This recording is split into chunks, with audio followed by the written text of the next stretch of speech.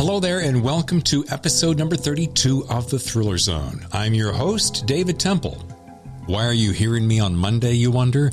Well, it's because at the start of the month, I mentioned how thankful I was to have you as my audience. And with that, we've been serving up a weekly double dose of thriller writers and what we're calling our Happy Thanks for Giving Your Support. On today's show, I'm happy and proud to introduce you to debut author Wanda M. Morris and her thriller, All Her Little Secrets. I'll save all the praise for the show, but just let me say, you're going to enjoy this one. Wanda's a kind lady with a gentle soul, along with a big dose of wise insights and advice. Pre-recorded live, please welcome Wanda M. Morris to the Thriller Zone. Hey, how are you? I'm so good. Look at that bright, smiling face. Goodness gracious. More beautiful than the book cover. Oh, aren't you sweet? Thank you for inviting me. Are you kidding me? Thank you for accepting. You are on fire. You don't mind if I sip coffee while we chat, do you? Oh, please. I've got my cup of water here with my enjoy the journey, which is what I'm trying to do with this book and the launch. It's been incredible. That is some truth. Let me add a little more light here, just because. Yeah, I have been following your journey, and every time I turn around, Wanda Morris's name is here, and then it's there, and people are gobbling you up. Well, it's taken 13 years to get here, so I'm going to enjoy it. Isn't that funny? That's the old saying, right? Yeah, she was an overnight success. It only took 13 years. Right. Let's just jump into it. Did you have any idea that it would be this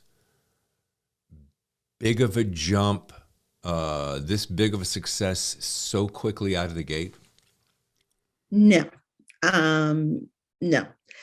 When I started this book, my only hope was to tell this story and get it bound up and put between a cover and sit on a shelf somewhere. I just did not expect that people would resonate with the story quite the way they have. I'm grateful, no doubt, but yeah, it has surprised me.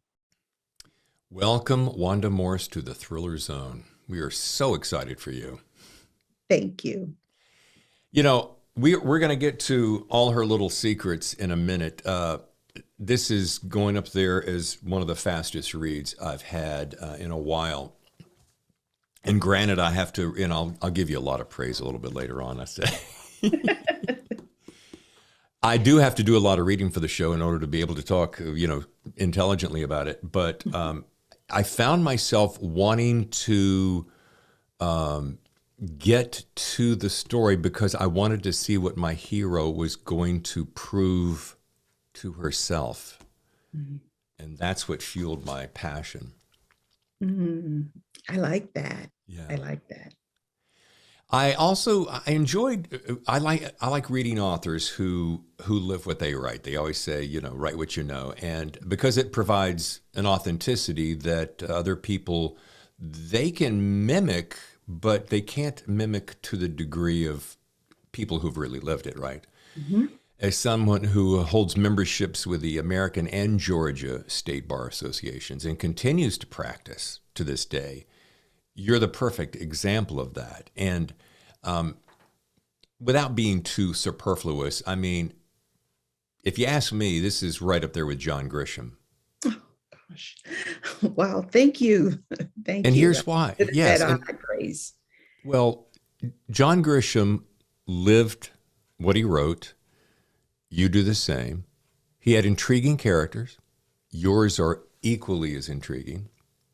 And I loved, and I'm going to get into this more in a minute, but I loved the heart of your character and her journey. And it really put me into the perspective that I hadn't fully anticipated. And I got to see life through eyes that I'd never seen through before. Powerful. Thank you. That is exactly what I hope would come out of this book. I hope that people read this book, and of course, I hope it's entertaining, but I hope that they take away a new perspective, or just to stop and think, hey, wow, I never thought about those issues this way. That to me is really an accomplishment. So thank you for that. Sure. And as a bit of background, so you're in Hotlanta right now, right? Hmm? Is this your hometown?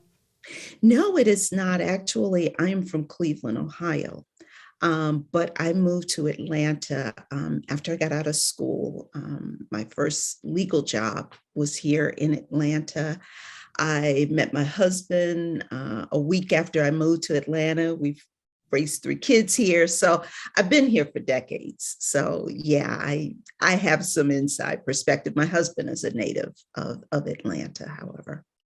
I love me some Atlanta. I met my wife, moved to New York. Long story, I won't bore you with that. But I grew up in Charlotte. And when the film industry was really kicking ass in North Carolina before they moved to the new Hollywood East in Atlanta, I used to go down there and do a lot of acting for TV and films. And I just love the city. It's that the amalgamation of a big city, but still with a bit of a small town sensibility because of the southern nature of it. You understand?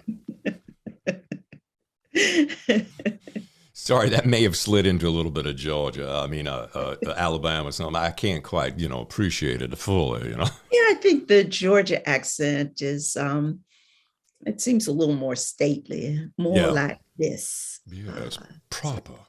yes, very proper. I love how you took me through Bucktown and the East Side and the West Side and the up and coming sides. And I always love authors who sprinkle just enough information in a story that for those of us who have been there or lived there or visited there, that we were like, oh, I know that area, but not belabor it with all this superfluous information, because really we want the heart of the story. But Mhm. you did a perfect blend of that. Well, thank you very much. The city is a city of dichotomies, and it would be the perfect backdrop for this story and this journey that this character was on. I mean, you have, you know, Civil War Confederate statues perched right down the street from the Ebenezer Baptist Church where Dr. Martin Luther King preached, or you've got Confederate soldiers carved into the side of a mountain right down the road from John Lewis Parkway. So it's a city of dichotomies. It is really a convergence of, kind of that old Southern flavor with the new kind of city trying to burst through. So Yeah.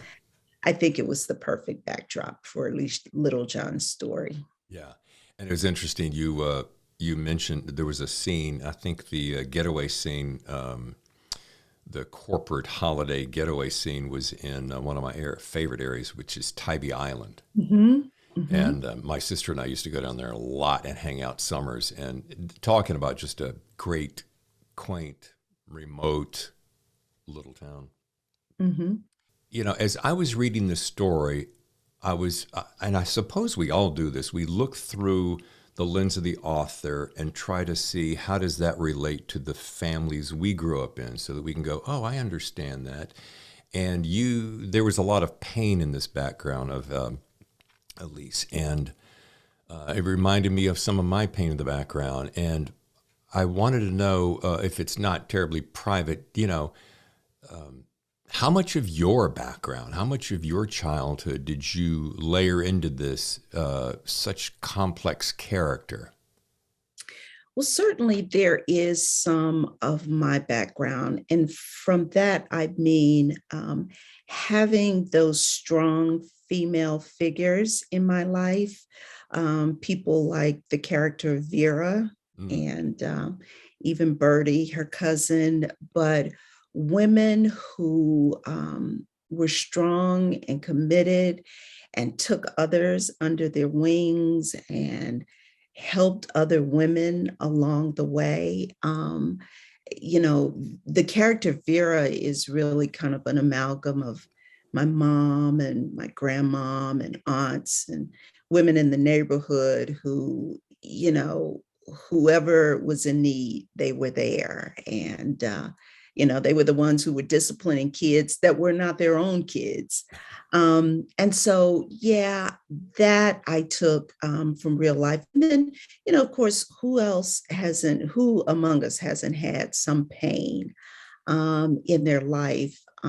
Certainly, Elise's pain goes very dark.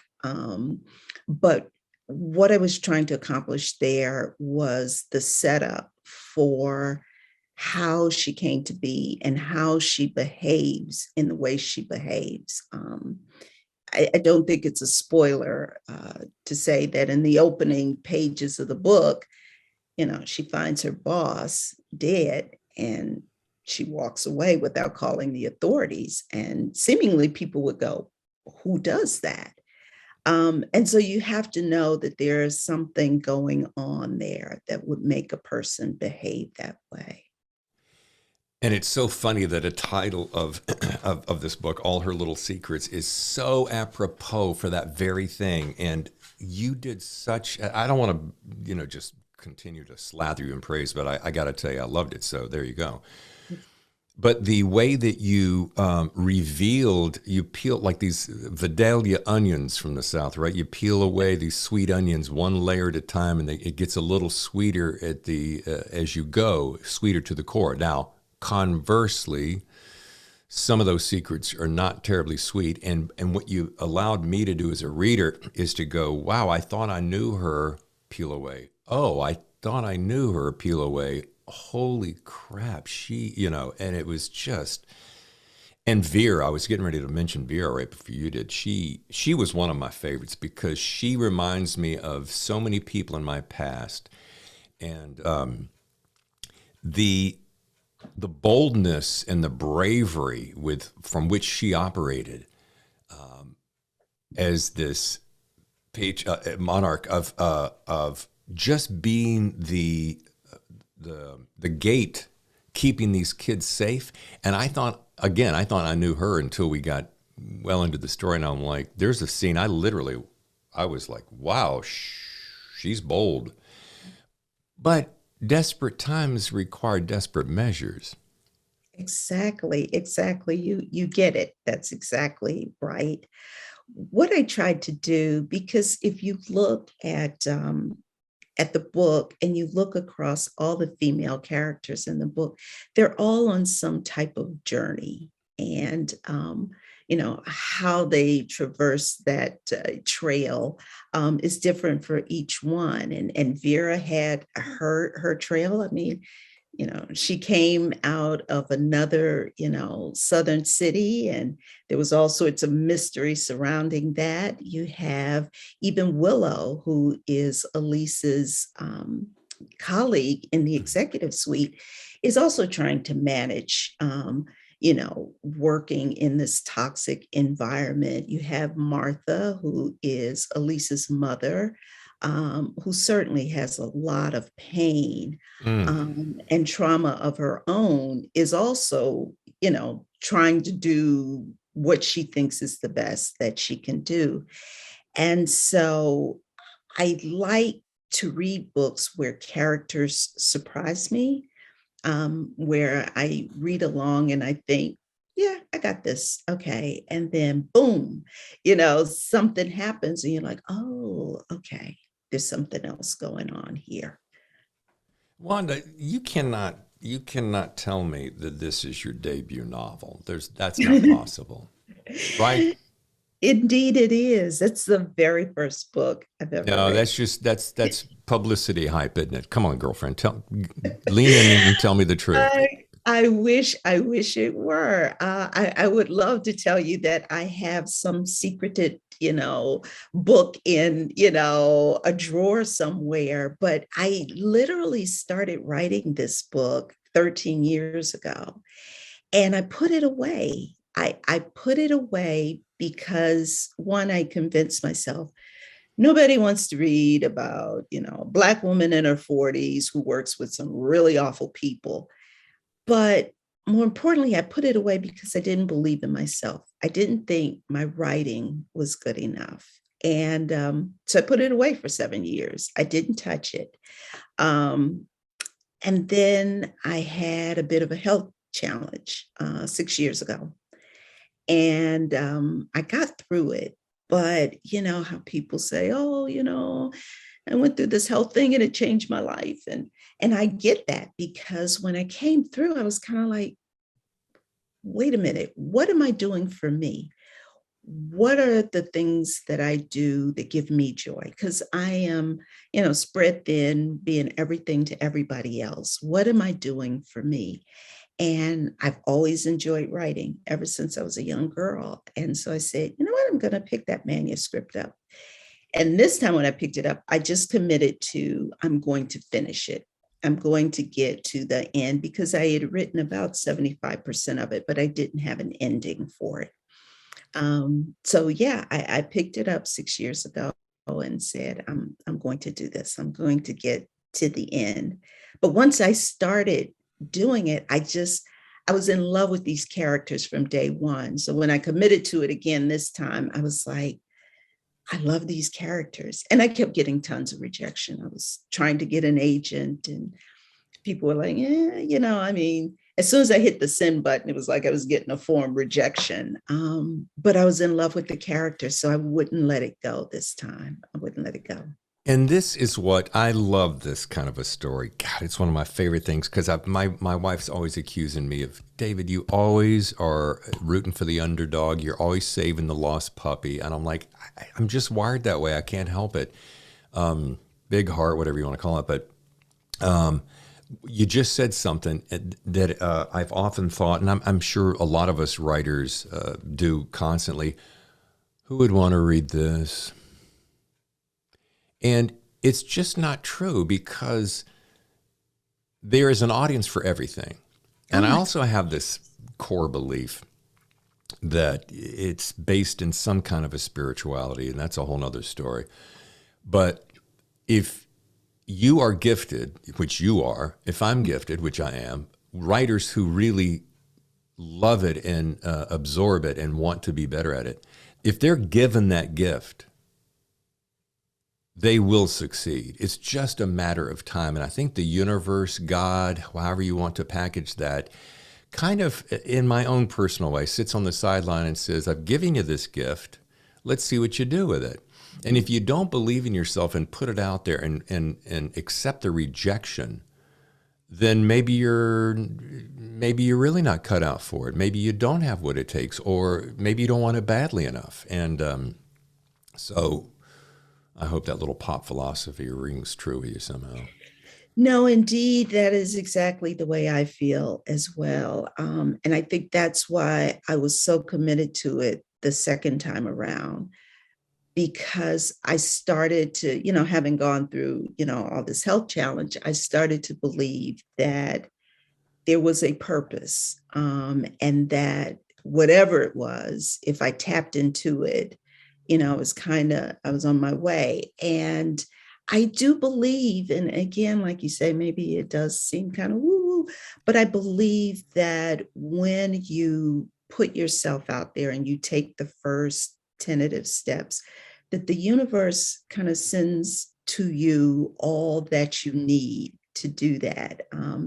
In my acknowledgement page, the first thank you is to God, because I know that I couldn't have done this journey without that kind of divine intervention that, either put me at the right conference to meet the right person, or to have a friend who knew another friend who said, yeah, I'll take a look at those pages and give some thought. So I do feel that way, that, the universe, wants something good for you, but you have to step out there first. That's exactly it. You have to have the faith in yourself. Mm-hmm. Yeah. So this simmered on your back burner, as I like to say, my grandmother used to say, for what you said, 13 years. Yeah, so it simmered for about 7 years because it took me, gosh, probably the better part of a year or so to write the very first draft because, I was writing on airplanes Sure. and in libraries on my lunch break and wherever I could snatch a chunk of time. But then I put it away. And so I didn't pick it up again until 2015. Yeah, 2015. Yeah. Kent Kruger was on the show recently, and I love telling this story. He said he walked into a Barnes and Noble one day, and he saw the vast expanse of books. And I've done this myself. I'm sure you have. And you say to yourself, "What could I possibly say that hasn't been said?" But those, kind of like cream rising to the top, if you let it sit there, it's, if you have a great story inside of you, it will come out eventually if you listen and if you take the patience of allowing it to listen. I'm a big fan. And again, it's simmering on the pot. It's my grandmother used to have this old, this percolator coffee maker that would bubble up on the top, and I had it forever, and I lost it in one of my moves. But I love that because the more, there's a comfort to that bubbling, but you also knew that the longer it did it and then it quieted down, that coffee was going to be perfect. Mm-hmm. And I think sometimes what we do is I'm certainly guilty of this, and I got to believe you have been, that if you rush it, it doesn't taste as rich, right? It's like any kind of cooking, right? Sometimes to let it sit and meld, the day after, it tastes so much better. Mm-hmm. Could I come up with any more metaphors, Wanda? Point being, trust the God that is within you to know that the talents that are also there will come out in the right time, and they've come out for you. Yeah, thank you so much. Yeah, I think that's absolutely true. This book, and in all honesty, it wasn't ready 6 years ago. Like I said, when I pulled that draft back out, it was bad. It stunk up the place. Okay. It was bad, bad, bad. So it wasn't ready, 6 years ago. It wasn't even ready 3 years ago. And I think as well, kind of the environment that we all sit in now and kind of this whole political cultural shift that has taken place over the last 2 years, I think was also very welcoming of this book, and the issues and the themes that are covered in it. May not have gotten the same reception 6 years ago or 13 years ago when I started it. Are you reading my notes? Do you have a secret? Because I was saying if this had come out like 5 years ago, it would have had a certain kind of an impact. And then I'm thinking about a recent president and what that would have been like just 2 years ago. And excuse, but I guess they're doing the yard today. And yet right now it seems like the perfect time. And I'm going to come to a point in a minute that's going to really resound with that. But I want to say this. For those who are wondering, because we're talking about family and warm and fuzzy things, it is clear that it is a thriller at the core. But I admired the essence of family and the resilience of their love. That's probably the thing I walked away with best, especially, and I got to always be careful about my spoilers, especially what happens with Elise Littlejohn near the end, as she continued her fight for her brother. So the heart of the story does not overpower the essence of the thriller, but it's like neck and neck with it, which is what made this story so interesting, because I'm a thriller lover. I like to get those pages turning. I mean, that turns me on like nothing else. But I also love family stories, right? One of my first novels was a family drama. And so, again, it's just a great blending of that. Thank you. Let's take a quick break, and when we come back, Wanda talks about the complexity of merging the idea of a family drama inside a traditional thriller. Stay with us. Hey, it's Ted Flanagan, author of Every Hidden Thing. Just want to let you know, if you're a fan of mysteries or thrillers, You really can't beat The Thriller Zone with David Temple. It's a must listen. Hi, this is Kristen Tetzi, a one-time guest on my favorite thriller author podcast, The Thriller Zone. I just want to wish David Temple and The Thriller Zone a very happy 6-month anniversary. Hi, this is your host for The Thriller Zone, David Temple, and I wanted to say thanks to Chris and Ted, who took the time to call and voice their appreciation for our podcast. As Chris said, now celebrating our 6-month anniversary. If you'd like to do the same and perhaps be featured on the show, take a moment to go to thethrillerzone.com and click on the red button on the right side of the screen. You can do it from your phone, laptop, or desktop. It's easy and fast. Share your enthusiasm and perhaps a thriller author you enjoy reading. Maybe we can get them on the show.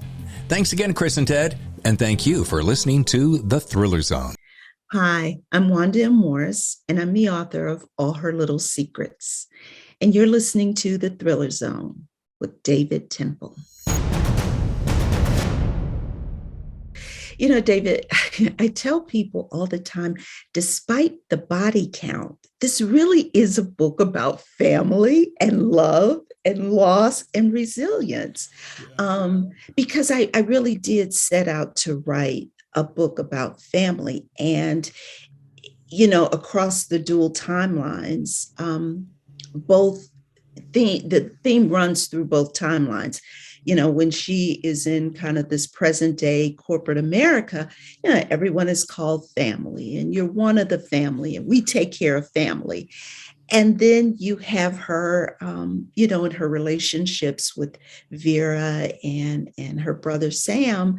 And so I really did want to explore this, this concept of who we call family and, you know, whether they're tied to us by blood or, you know, by the office space we share. And that too came out of like my lived experience because I worked for an organization where everybody was called family, you know, you're a family member and, you know, go talk to John, you know, and that side of the family. And they did not treat people like family, whether it was, you know, promotional opportunities or, you know, pay equity.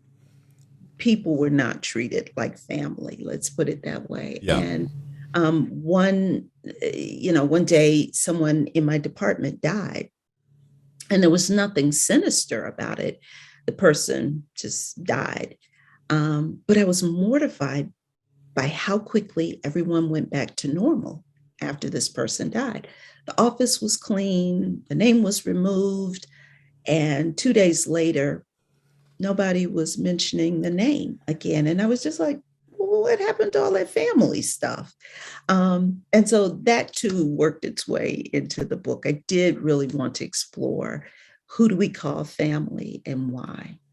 Yeah, and I worked in corporate radio. My first job was radio, and I was on the air, and that was back when corporate radio was really big, which ended up being the demise of the whole system. And to your point, it was hilarious. You know, they would welcome you in with their arms around you, and they would throw all this money at you and all these bonuses and all these perks, and you're part of the family. And, you know, if without you at the helm doing that morning show, we wouldn't be who we are. But boy, 13 minutes after a radio show, and this happened more than once, and it happens more often when the higher up the chain you get, meaning higher up, cities, L.A., New York. Mm-hmm. But boy, when they cut you at the throat 13 minutes after your show, and you've got 15 minutes to be out of your office, and we'll have security bring your stuff down for you. Yeah. Really? What happened to family? Could you pull me aside and said, son, we got a problem with you. We need you to work that out. No, they just cut you off at the knees. And I felt that in this story all over again. Mm-hmm. Sounds familiar. You brought out so much pain. Anyway. My work here is done then. Thank you. How much do I owe you? Right. Well, you know, the thing I loved about Elise, and I don't think this is an original thought, certainly not, but she was a hero who didn't even know she was a hero. And, Mm. and it's so obvious the way you painted that character is that she somehow secretly wanted to be a hero, but she had no idea until maybe near the end. She, not that she said, "Hey, I'm a hero." It's just like, I loved watching the evolution of her growing into her own skin. And I thought that was quite awesome. And let's go back to this flashbacks. There's so many different things people talk about flashbacks, and I enjoy the flashbacks because you continue to add layers of complexity. And it never got in the way as often. Sometimes it can. Sometimes I feel like I'm being whiplashed. But for some reason, I don't know why, but I got to where I actually was anticipating those moments because I followed your rhythm after a while. I pick up on rhythm really quickly. Some kind of ADD thing, I'm sure. What? And those moments tended to provide like a deeper understanding of her secrets. So yeah, you didn't just flash back to go, "Hey, I grew up here in this town and it was hot because it was the South." But you would add this little layer, going back to these layers things, but that layer in a flashback, so it would help me stack it later to really fully understand her. I mean, how did you do that? Well, it's interesting because, and this is to harken back to what we were talking about when the book is ready, the dual timelines did not come along until later. So the earlier versions of this book, it was just kind of a straight linear story with like flashbacks in her mind. But I kept getting rejection, and the common theme through all of that was, I just don't get who Elise Littlejohn is. Like, I don't understand her. And so I said, there's obviously something that I am not doing that would give, this agent, this reader, a sense of who this woman is. And so, I had attended a workshop years and years and years ago. And the workshop instructor said, never write your story in dual timelines because people will love one timeline and not the other, and vice versa. And so I had been following that advice. But when I stepped back and I saw this theme consistently through all the rejections, was that they didn't understand my protagonist, which is a big problem. I said, you know what? Let me just open up her backstory. And so I did. And, I threw out the workshop instructor's advice and everybody else's, which is another piece of advice I give to writers: write the story the way you want to write the story. So it was right. So when I opened up her backstory, it even surprised me to an extent, David, because as I was writing, I was like, yes, this is what Black female strength looks like. This is everything that was kind of pouring around in my head is now laid bare so that the reader comes to understand. And I also wanted to show, again, like I said previously, I wanted to show this journey, not only that she makes across the arc of the story, but also to explore the journey of other Black women, the women like Vera, the women like Martha, the town that they grew up in and what that meant for women during that period of time. So I wanted to kind of layer all of that in. And, I also think it gives the reader an opportunity when you kind of pounding through the thriller sections of the book. It's kind of a nice little hug to say, okay, let's take a minute and let's go back and look across this line and how did she and Sam get here, for example, or what happened that brought them all to this crux right here. God, so many things are bouncing through my head so quickly. One thing is I want to go back. Wanda, go back and say that phrase again to me so that my listeners really get this, because so many of my listeners are writers. What did you say about rules and throwing? Yes. First piece of advice, throw out the rules. Write the book the way you want to write the book. Write the book that feels right to you. because once I started writing the book this way, it felt right. It felt like I wasn't trying to write a book for somebody. It felt like I was telling a story about someone, particularly Elise. What was Vera's advice about God sense? Yeah. Was that, Yeah, I love right. that. Love Tap that. into your God sense when you're writing. Listen to your God sense. Yeah, because the God sense is your sixth sense. Why they call it sixth, I haven't. Well, I do know how they call it by that, but it's that one sense above you that's also deepest inside of you. Right. It's something I want to jump back to before I keep going, and that is this.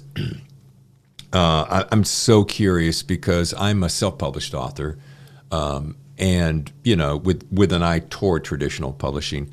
When you finally got that story that you wanted to write, where you threw out all the rules and you said, this is what makes me tick, and you started submitting it at that, two-part question, always doing that. First is, did it take to that point, since you got rejected so many times this way, by the time you got to the point where you went, this is the story I want to tell, did you get better recognition, number one, and how quickly? And number two is, who was the person that picked up the book and said, this is a winner, I want to represent it?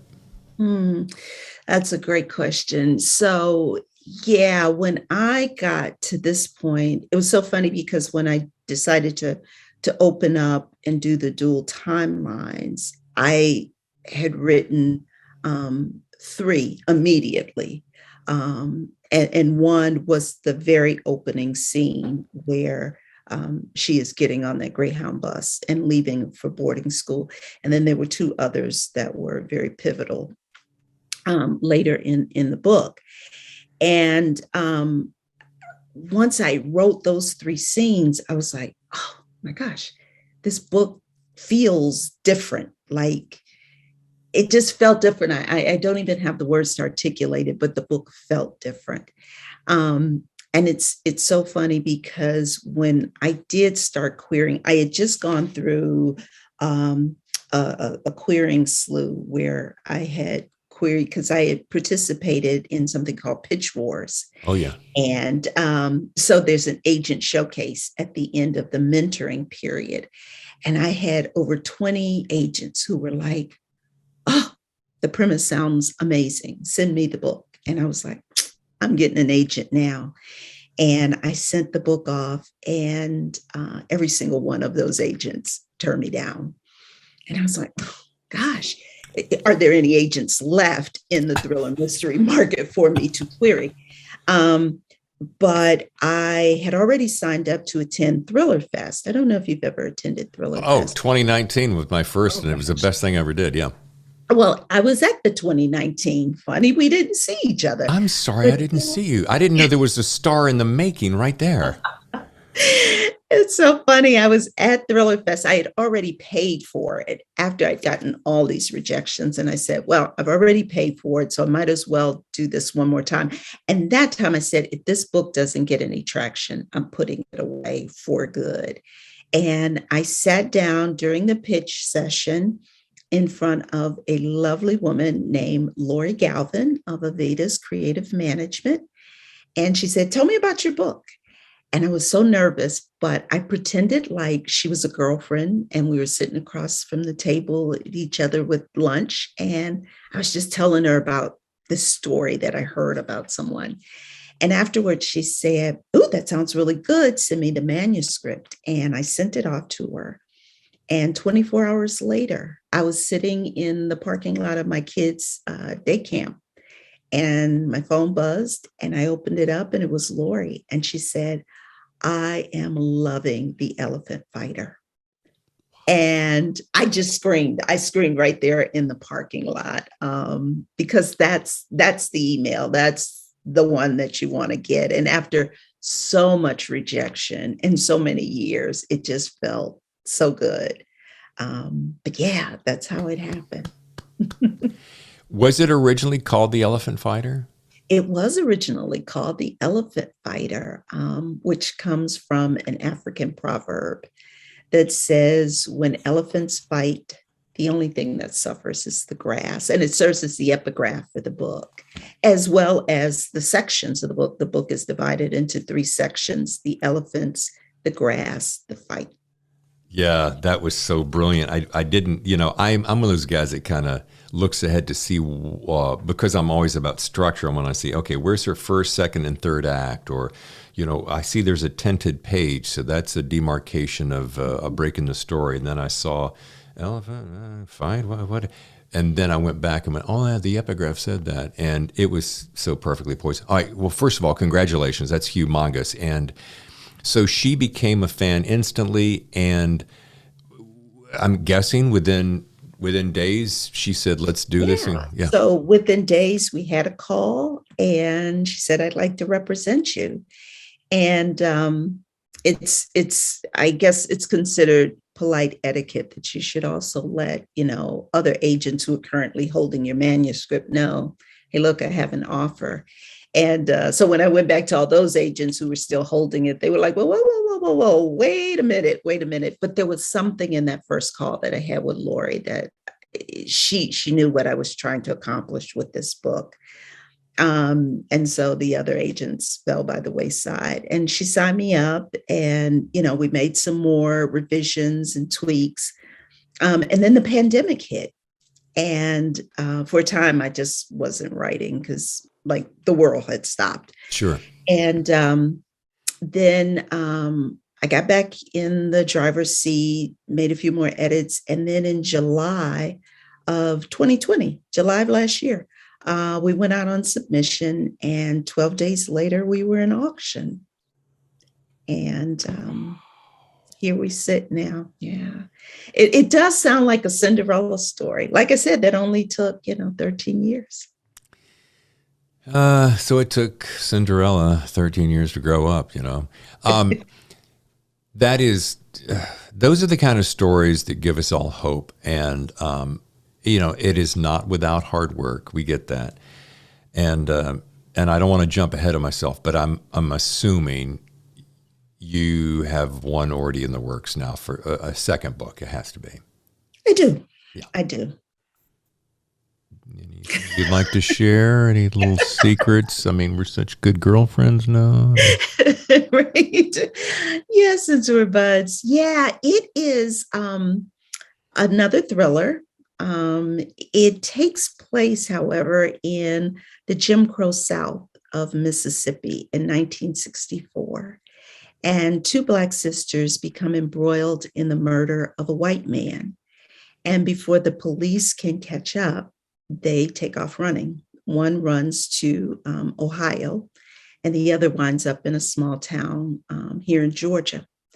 But what they don't realize is that someone from Mississippi knows what happened and is hot on their trail because he has some dark secrets of his own and a motive that they don't see coming. I'm already in. I set out, someone else like you did, you compared this book to The Firm. And I just think that is, wonderful, wonderful compliment. But I tell people I didn't set out to write legal stories. I want to write women's stories. And so this next book explores dreams and what it's like to have a dream and that dream doesn't come to be, and what it's like to be a woman in the 1960s. Yeah. Tough. Yeah, well, no doubt it will be powerful. And by the way, let me backtrack a second. And you made a really interesting point.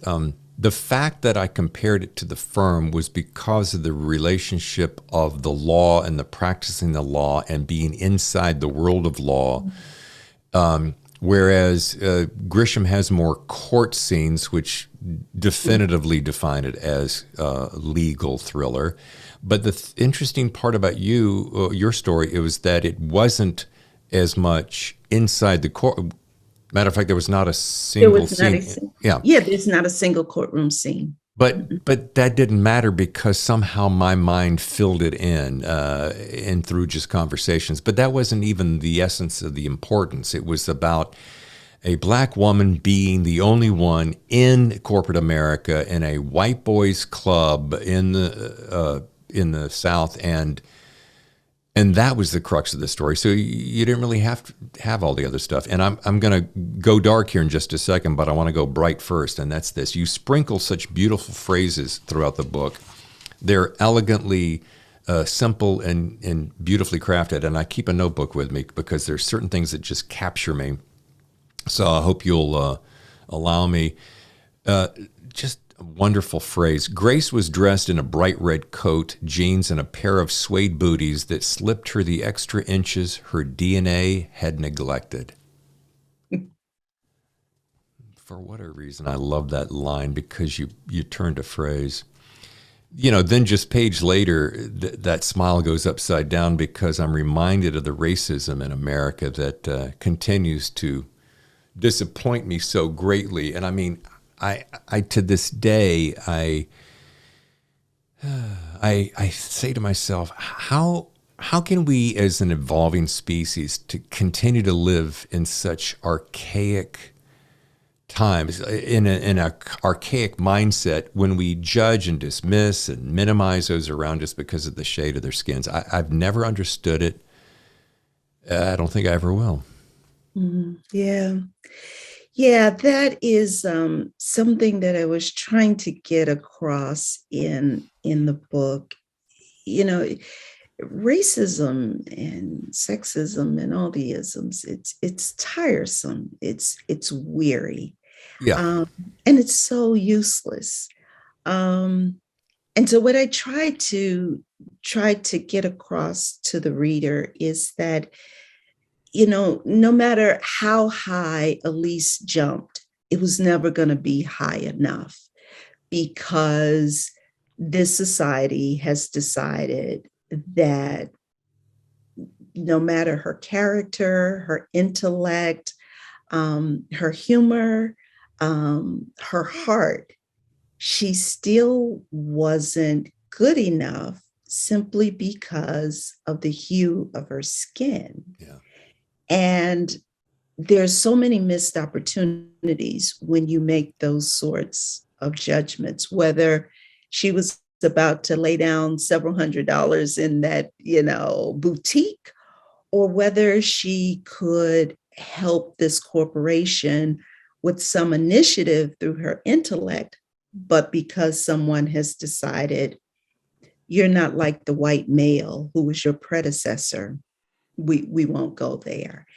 And that is a disservice to everybody, not just to, the people who are being discriminated against, but to the people who could benefit from it as well. The white males in the corporation, the store owner, whomever.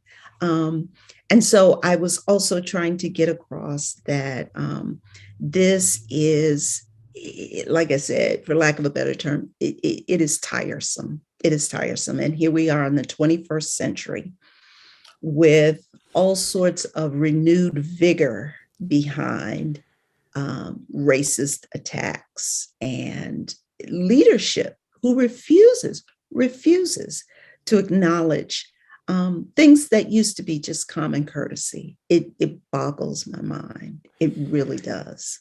You and I are so much on the same page. I'm going to sit here and read my next note, and you almost just said it. I said to myself, it's the freaking 21st century, and it's sad the way our country continues to refuse to grow the hell up. And in Little Secrets, Elise has to fight this tooth and nail. And so that's what I said, where we are so similar. And I gained an even deeper appreciation for what so many people continue to live with and suffer from, that I have been certainly aware of, but I never got to see it through the eyes like this. And you truly shifted me in a way, in a profound way. Thank you. I really appreciate that.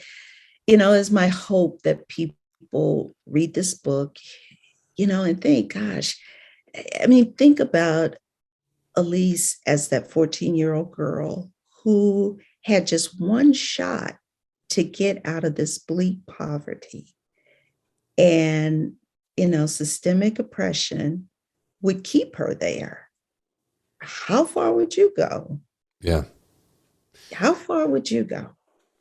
Hopefully this will challenge us to go farther. You know, I was just sitting here thinking when you were talking, I had the beauty of having a father. He was a Methodist minister, and I guess that's where I get a lot of my empathy, I suppose, because I would sit there at as early as I possibly could in a suit and a little tiny bow tie, sitting there on the front row watching him preach every day of his life. He passed many years ago, but he had this way to speak to everyone on the same level. I never saw him speak to anyone differently in any of his comings and goings, rich, poor, black, white. I never saw, and he was my hero, so I took that on, and I never saw any of that difference. And I suppose that's why to this day, we're all one. And, without belaboring the point, we just got to grow the hell up. I mean, that's the only thing I can think of. I can't disagree with you there. You would think, however, we may have a road to go on that. Like I said, when we have leadership in this country that refuses to do even the basic civil kinds of things, stokes fear and hatred among the people who follow them. I'm trying to remain optimistic, but man, it is tough.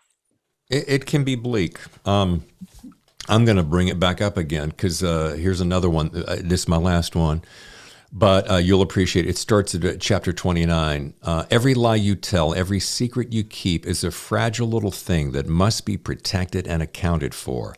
One misstep, one miscalculation, and your safe little treasures can topple the perfect life you've built around them. I'm going to bridge two thoughts here. One is the people that you just spoke of that we both shake our heads at and scratch our heads going, how the hell can this continue to but the optimism that we hold is in this line, and we hope that they'll wake up. And if they can't wake up, could we move them along in some not so surreptitious manner? Indeed. Tell me something, Wanda. How many people have you spoken with on podcasts and interviews that said they felt like they were watching a movie? Yeah, a few. Well, in fact, I just wish I had the money. I'm a filmmaker. I have 5 short films, one commercial film to my credit, and I love filmmaking because it takes the essence of a novel and boils it down into a visual medium. But I wish I had the money because I would love to turn this book into a film and work with you on it. It's that kind of a film. Yeah. Oh, book. Thank you. Thank you so much. That is a very gracious compliment. Thank you. And I mean it. And I predict, what is this, November? Yeah, I predict if they haven't hit you up yet, you're going to be hearing this I've already sat down. This is so funny. I've already sat down in my head and go, I know who I'd cast for Elise and Vera and Michael and all these big numbskulls, Nate. I'm thinking of, anyway. I'm casting from a bank account that I don't have. Well, I love it. I love hearing that. Thank you very much. From your lips to God's ear. Say hallelujah.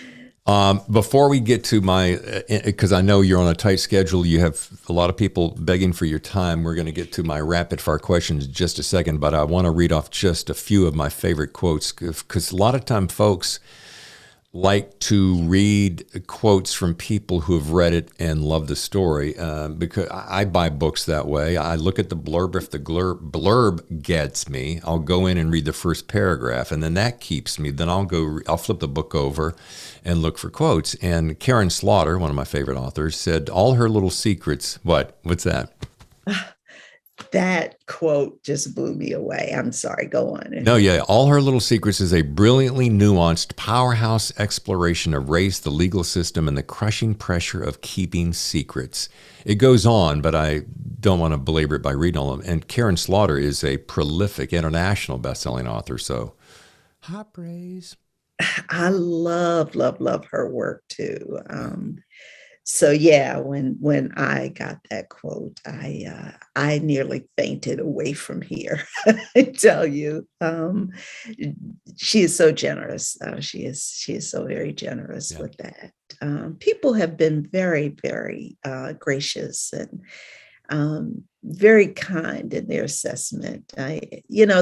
This book is it could be a bit of a tough read with some of the issues, and like I say, people go to a book to escape. And, I've created this horrifically toxic environment in both timelines of the book. And so for people to still read it, to get something out of it, man, there's no better feeling. I appreciate that. Yeah, I can't imagine it. And let's think about it. Yeah, we do read for escape, but there are some of us who want to learn something at every turn. My wife laughs at this because I want to be learning something every single day. And if something comes across my desk and I don't know how it works, I have to research how it works so that I can then know it. Here's another quote, Hank Philippi, Ryan, all her little secrets will provoke you, haunt you, and inspire you. So that's another reason to buy. But one of my favorites, Tori Eldridge, recently on the show, author of the Lily Wong series, who is a terrific, beautiful, intelligent, brilliant, brave individual. I love her. She says, corporate intrigue, emotional angst, and a serious look at today's racial issues makes All Her Little Secrets a stellar debut. I could not have said it better. I love Tori to death. Tori is just a beautiful, beautiful soul. And I'm so grateful that she is in my life. Yeah. Love her to bits.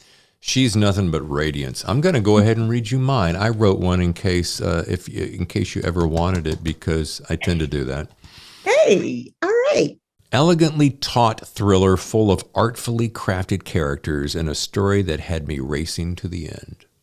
Oh, I like that. Thank you very much. Mm-hmm. Yeah. Thank you very much. I do like that. Here is a little bit of fun as we ring off. It's time for just 2 rapid-fire questions. You're going to have some fun with this. Wanda, they're looking for a fill-in host for the Oprah show, and the producers have said that you can have 3 guests. Any 3 guests you want on the show. They can be someone living or past. Who would those 3 guests be and why? Ooh, okay, living or past. Okay. My mom, who is no longer with us. She passed over 20 years ago, but I would love to talk to her now, having all this under my belt. I know how proud she would be. She was the one who took me to the library. She never refused me a book. So she would be one guest. Michelle Obama, her husband's okay too, but I am just in awe of her. I think she is just wise beyond her years. Yeah. I would love to get her insight about being a Black female in corporate America. She too, before she became First Lady, was also in corporate America. And then the third one would probably have to be, it sounds kind of woo-woo, but I would love to talk to Zora Neale Hurston. I love her books. She was an author at a time. I mean, she wrote these characters, and she didn't write in the mystery genre per se, but she wrote characters that made you root for them from page 1. And at least for me, when I read her books, I was so concerned, will this character make it out okay? And what's going to happen to them? So yeah, there are others, but yeah, I love her work. And what is her name again? Zora Neale Hurston. Got it. I thought the first one was Zora Neale. Yeah, she was out of Florida, and she wrote about characters in the South. Awesome. Okay, you and your husband and kids have been delivered to a remote island. The bad news is you have no idea when the cruise liner will return. The good news is the resort has everything you need, so you're not in danger. Fortunately, being the brilliant gal that you are, Wanda, you thought ahead and brought a bag of books to read and music to listen to. Now, the reason I ask this is because I'm curious what inspires you. So name just a book or two of those books that you're glad that you threw in your bag, and maybe some of that music that you took with you that either you listen to while you write, if you do that, or that you just love in the background to inspire you. Okay, so in my bag of books, I've put anything by Alafair Burke and Joe Ide. In my music bag, I've put John Coltrane. I've put Anthony David, who was an R&B singer, and I've put Renee Fleming, who was an opera singer. That's music I listen to when I'm writing. That's a great follow-up question. So you are one of the fans of having some music while you write? Only when I am typing. When I do all my original material, first drafts by hand, and I have to have quiet. And then when I go in to type it into the computer, I need music. Awesome. Crazy. No. I love, I don't know what it is. I don't know why we authors love to hear everyone else's process, but yeah, I'm with you. When I'm writing that now I can't do longhand because my hand doesn't keep up with my brain. But I like it quiet. Outdoor, if I'm in the cabin in the woods, that's always great. But when I'm writing action scenes and the thriller moments really kick in, then I tend to put on the headphones and listen to soundtracks to movies like Zero Dark 30 and Jason Bourne and so forth, because that dun dun dun dun dun dun dun dun, it raises something in my brain. Yeah. My serotonin and my adrenaline get to chomping on it, I'm going to close with this, and I think, did Elise say this, Wanda, or was it Vera or Elise, or was it just the feeling that I left with? Love with your heart, fight with your head. That was Vera. That was Vera's advice to Elise, and it was kind of like a rallying call for her. And it's really a perfect motto to live by. Mm-hmm. Yeah. Wanda, thank you so much for the gift of your time. This has been beautiful. Oh, thank you for having me. I enjoyed it. Yeah, and I wish you nothing but ginormous success, which I don't think I have to wish it because it's just going to happen. Thank you. Thank you so much, David. Folks, you want to learn more? Visit WandaMorrisWrites.com. That's her website. Twitter, WandaMo14. Instagram, WandaMoWrites. I'll tell you what, I am a hugger. Maybe it's part of the way I was brought up and being from the South, but I'd reach across there right now and hug you within an inch of your life. I mean it. This has been a lot of fun, David. Thank you so much for inviting me. I enjoyed it. Pleasure was mine. You have yourself a beautiful rest of the day. You do the same. Take care. Thanks again, Wanda. What a joy.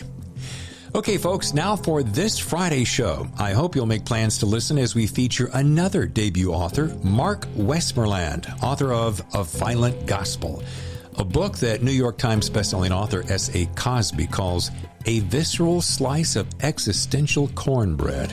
Now that's a recommendation. And that's this Friday, the 26th, on the Thriller Zone. Before I go, here's just one quick programming note. If you're an Apple Podcast listener, but you haven't yet posted a review for our show, P.S. we love 5-star reviews, would you consider taking just a quick minute and let us know what you think of the podcast? And if you think we suck, tell me that too. But just give me a reason why. If you listen elsewhere, post there, or even easier, check this out. Go to our website and write a quick review. There's a tab there at the top of the page that's easy to follow. Oh, and if you're a YouTube viewer, please hit the subscribe button to join the Thriller Zone, which is currently called David Temple Author. I know, a wee bit confusing, but we can't change the name until we hit 100. We're halfway there, and you can help us hit 100. Also, don't forget to hit the bell button. That way you'll be notified when a new show drops.